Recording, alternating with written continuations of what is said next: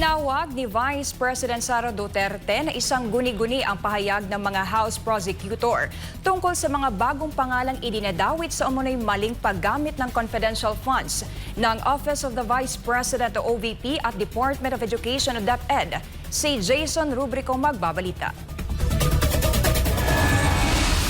Ayon kay Vice President Sara Duterte, hindi nangangahulugan na kung ano ang paniniwala ng mga House Prosecutor ay siya ring paniniwala ng buong bayan. Ito ay kaugnay sa mga bagong pangalan na sinasabing tumanggap ng confidential funds mula sa Office of the Vice President at Department of Education.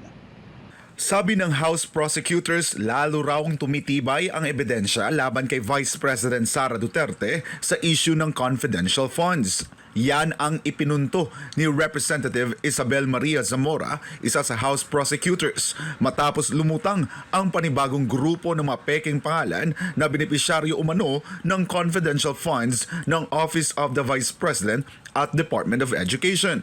Ngunit para kay VP Sara, hindi ito batayan ng katotohanan. Yun ang mga paniniwala nila. So, pabayaan na natin sila sa kanilang guni-guni. Kaya nga.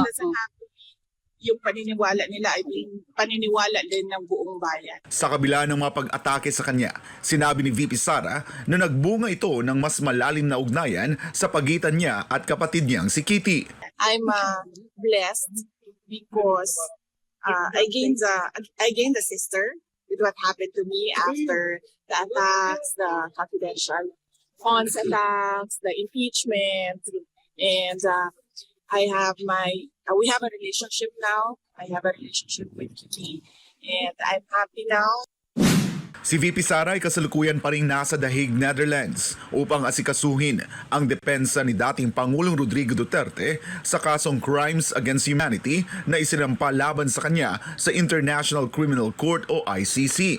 Aniya, may hinihintay na lamang siyang isang dokumento bago matapos ang kanyang trabaho sa Netherlands. Pag dumating na yung documents, pwede na ako. Dagdag pa ni VP Sara, may dalawa ng abogadong kasama si Attorney Nicholas Kaufman sa legal team ni PRRD. Ngunit patuloy pa rin silang naghahanap ng karagdagang mga eksperto sa batas. And they're interviewing other lawyers as we speak.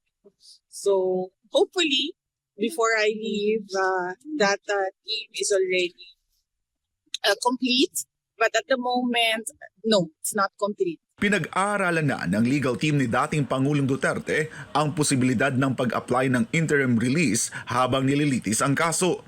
Ngunit ayon kay VP Sara, may pangamba siyang dala sakaling makauwi sa Pilipinas ang kanyang ama. I fear for his life in the Philippines, but we follow what the client wants, what President Duterte wants, and he wants to go home To the Philippines. Yes, and everyone wants him Back. to go home to the Philippines, and the Buenos want him to go because they will be his mayor for the next. Ano sa Filipino citizen? Sa kabila ng mga usapin hinggil sa posibleng pansamantalang paglaya ni PRRD, iginit ng Malacanang na hindi ito makikipagtulungan sa ICC. Ayon kay VP Sara, ang susunod na hakbang ay nakasalalay sa desisyon ng administrasyon, hindi sa pamilya o mamamayang Pilipino. Well, that is something that they have to think about. The administration has to think about what their next steps are. So they should not ask the family, they should not ask the Filipino people on what their next steps are with regard to the talk on the return of former President Duterte to the Philippines. Maybe when they've decided, if ever they will decide what their next steps are, if ever it is even discussed inside the halls of the palace, they can tell us what their plans are. The government intends to do with the return of President Duterte. Ilang linggo na ang nakalipas mula nang ilagay sa kustodiya ng International Criminal Court o ICC si dating Pangulong Rodrigo Duterte.